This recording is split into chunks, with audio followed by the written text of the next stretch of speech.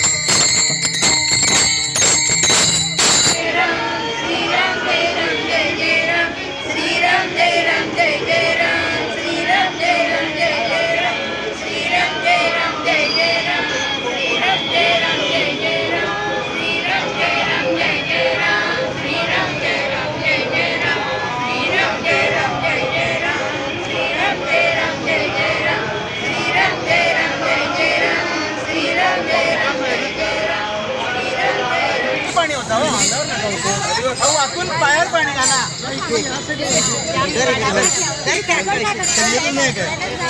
वहिनी ऐका ना, पुढे जर का सरका पुढं पलीकडे का काय मॅडम मागे मागे जरास प्लीज. अहो मागे ना, कॅमेरा वगैरे फ्रेम मध्ये असं मागे. चला चला.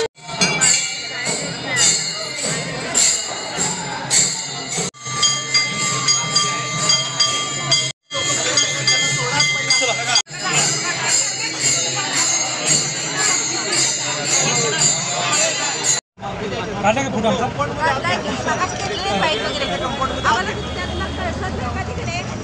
हो काय झालं? ऐकू आलं नाही. एक चादर आहे.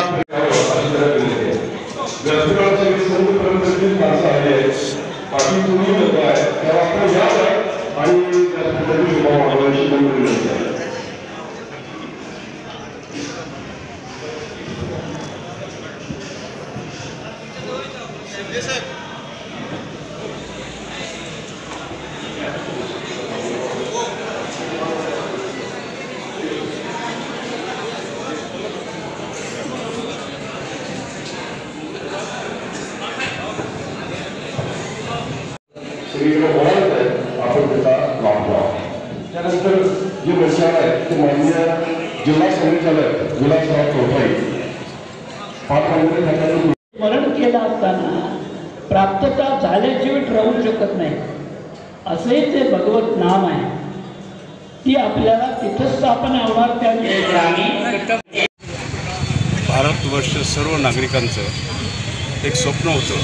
कित्येक वर्षापासून स्वप्न हे लोक स्वप्न धरून बसली होती. राम मंदिर झालं पाहिजे.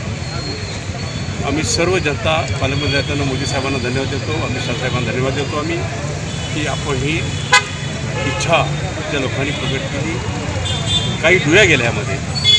आणि ही इच्छा 22 तारखेला एक भारत मातेच्या सुवर्ण पानावर सुवर्ण अक्षराने लिहाव्याची ही घटना आहे. 22 तारखेला हे राम मंदिर सगळ्यांना, अयोध्येतल्या सगळ्यांना रामलल्लांचा स्थापना होऊन सगळ्यांना दर्शनासाठी उपलब्ध होणार आहे. त्याच पद्धतीनं अयोध्यातून आलेले अक्षता तांदूळ हे सगळ्या घरोघरी पोचावेत आणि 22 तारखेला त्याचं पूजन व्हावं, ह्या पद्धतीने एक निमंत्रण आपल्याला सगळ्यांना केलेलं आहे. त्यामुळे निश्चित 22 तारखेचा सोहळा हा जगभर, भारतवर्ष, प्रत्येक जिल्ह्यामध्ये, प्रत्येक राज्यामध्ये आणि प्रत्येक तालुक्यात, प्रत्येक घरात आपलं हे तांदूळ हे अक्षत असतील हे जेव्हा आपण आपल्या देवावरच्या आपण पूजन करायचं आहे आणि राम हा जन्म साजरा करायचा ह्या दृष्टिकोनातून हा उपक्रम राबलेला आहे. आज आमच्या सांगलीमध्ये हा उत्सव मोठ्या उत्साहात साजरा झाला की जेणेकरून हे कलश आलेत, त्या कलशामध्ये जे अक्षत आहेत त्या आता इथून पुढं आरती झाली, आता पुढं ते सगळ्या घरोघरी वाटायचा उपक्रम सगळे कार्यकर्ते, सगळे नेते मंडळी, आमचे ज्येष्ठ नागरिक संघाचे आमचे सगळे लोक असतील त्यांनी सगळ्यांनी हा उपक्रम राबवतील, सगळे आम्ही राबवू. आणि त्या पद्धतीनं 22 तारखेला जे रामलल्लांची स्थापना होते, त्यांचा जन्मदिवस स्थापना होतो, त्यासाठी आम्ही सगळे तयार राहू, त्यांच्या स्वागताला आम्ही तयार राहू एवढंच मी आपल्याला सांगतो. सगळ्या नागरिकांनी जिल्ह्याच्या याचा आस्वाद घ्यावा, आनंद घ्यावा एवढीच माझी विनंती. धन्यवाद. अयोध्येमध्ये 22 तारखेला प्रभू रामचंद्राची नवीन मंदिरामध्ये स्थापना होते आहे. 700 वर्षानंतर आज भाग्याचा दिवस उजाडतोय. तो मानवाच्या जीवनातला हा खरा आनंद की जो स्वर्गातसुद्धा अनुभवता येणार नाही असा हा आनंद आहे. प्रत्येकानं त्या दिवशी आपल्या घरात असलेल्या प्रभू रामचंद्राच्या मूर्तीवर, फोटोवर त्या अक्षता घालून हा आनंदाचा सोहळा साजरा करावा. त्यासाठी अयोध्येतून आलेल्या या अक्षता प्रत्येकाला मिळावा हा हेतू आहे की प्रत्येक मानवानं आपल्या घरामध्ये हा आनंदी सोहळा साजरा करून आपल्या जीवनाचं खरं सार्थक करून घ्यावं आणि अखंडतेच्या नामस्मरणामध्ये राहावं हा पूर्णतम हेतू ठेवून हे विश्व हिंदू परिषद आणि RSSने एक आरंभलेला आहे. त्याचा अनुभव घ्या, आनंद लुटा, हा त्याच्या मागचा हेतू आहे. श्रीराम. गेले 2 तास पूर्ण राममय वातावरणामध्ये सांगलीमध्ये ही अत्यंत उत्तम अशी शोभायात्रा झाली की ज्यामध्ये संपूर्ण 2 तास रामाशिवाय विषयच नव्हता. पूर्ण राममय सांगली बनली आणि जेणेकरून तो होणारा सोहळा प्रत्यक्ष डोळ्यांनी आजपासून आम्ही अनुभवायला सुरुवात केलेली आहे असं म्हणलं तर ते चुकीचं ठरणार नाही. देहानं आम्ही जरी इथं असलो तरी त्या दिवशी सर्व सांगलीकर मनानं तिथं आहेत आणि तो आनंद आम्हाला त्यावेळेला बघायला मिळणार आहे. तो आनंद सगळ्यांनी एकत्र घेऊया. जी विश्व हिंदूची संघाची संकल्पना आहे की सगळ्यांना धरून सगळ्यांना बरोबर घेऊन आपण तो कार्यक्रम करायचा आहे आणि त्यासाठी ह्या अक्षता घराघरापर्यंत पोहोचून तो घरातला सोहळा आपण करूया अशी सर्वांना आवाहन करतो आणि 2 शब्द थांबवतो. धन्यवाद.